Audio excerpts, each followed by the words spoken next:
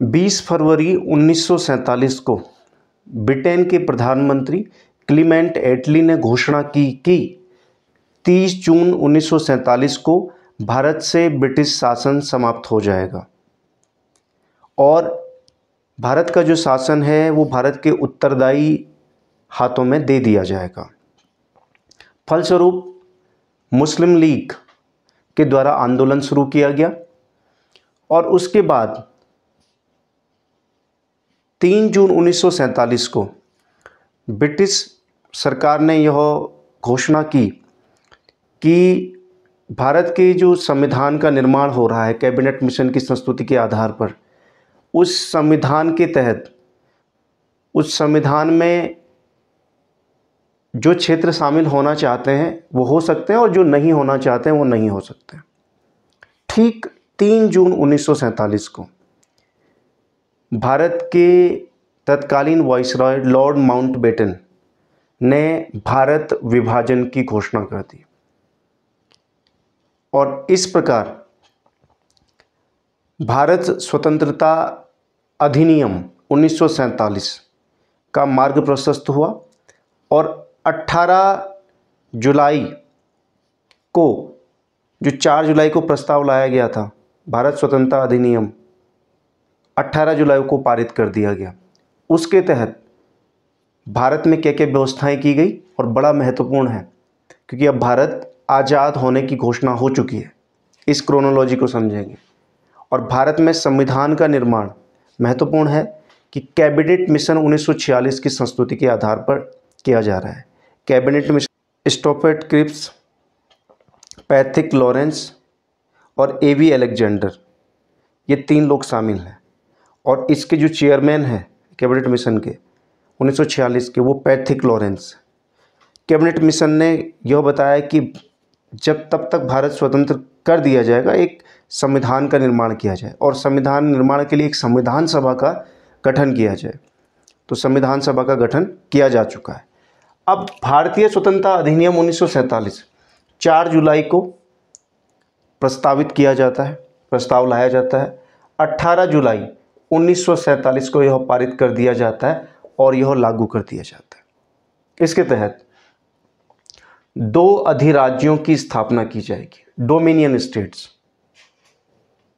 एक भारत और एक पाकिस्तान। इन 2 डोमिनियन स्टेट का निर्माण किया जाएगा और दोनों के लिए अलग अलग संविधान सभा का गठन किया जाएगा। ये महत्वपूर्ण है। साथ ही साथ गवर्नर जनरल, जो वाइसराय का पद है, वाइसराय के पद को समाप्त कर दिया जाएगा और दोनों अधिराज्यों, दोनों डोमिनियंस के लिए, भारत और पाकिस्तान के लिए गवर्नर जनरल के पद का सृजन किया जाएगा।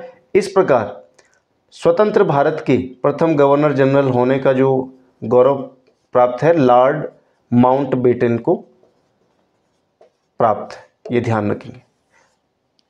और भारत के आखिरी वाइसरॉय भी लॉर्ड माउंटबेटन।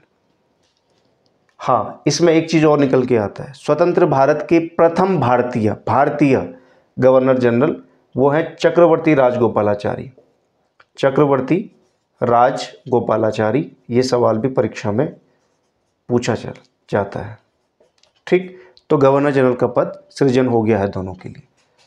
महत्वपूर्ण बात, संविधान सभा का गठन किया जाना है और यह कैबिनेट मिशन की संस्तुति के आधार पर, कैबिनेट मिशन जो 1946 में आया था उसके आधार पर किया गया।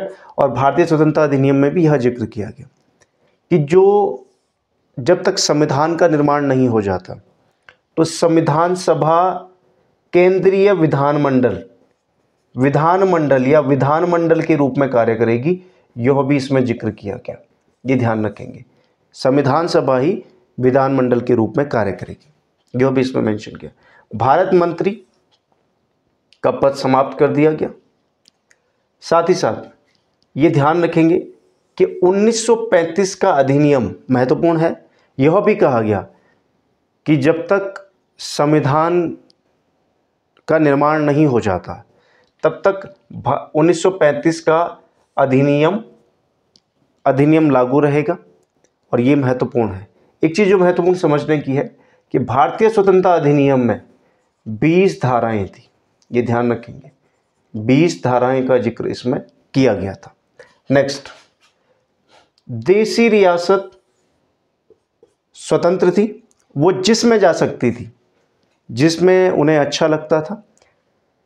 2 डोमिनियन स्टेट हो गए हैं भारत पाकिस्तान, और वो जहाँ जाना चाहती हैं उस क्षेत्र में जा सकते थे, उनके साथ मिल सकते थे। इसके तहत अब देखिए, स्वतंत्रता अधिनियम के तहत सिंध का क्षेत्र, बलूचिस्तान का क्षेत्र, पश्चिमी पंजाब का क्षेत्र, पूर्वी बंगाल का क्षेत्र जो बांग्लादेश था, पश्चिम उत्तर सीमा प्रांत और असम का सिलहट क्षेत्र, ये सभी क्षेत्र पाकिस्तान के पक्ष में गए। और ध्यान रखेंगे कि सिलहट क्षेत्र, जो असम का सिलहट क्षेत्र है, इसने भी अध्यादेश पाकिस्तान के पक्ष में लाया, यानी पाकिस्तान में शामिल होने के लिए लाया। तो ये बड़ा महत्वपूर्ण है। तो ये सभी क्षेत्रों से मिलके किसका निर्माण हुआ? पाकिस्तान का निर्माण हुआ। अब देखिएगा,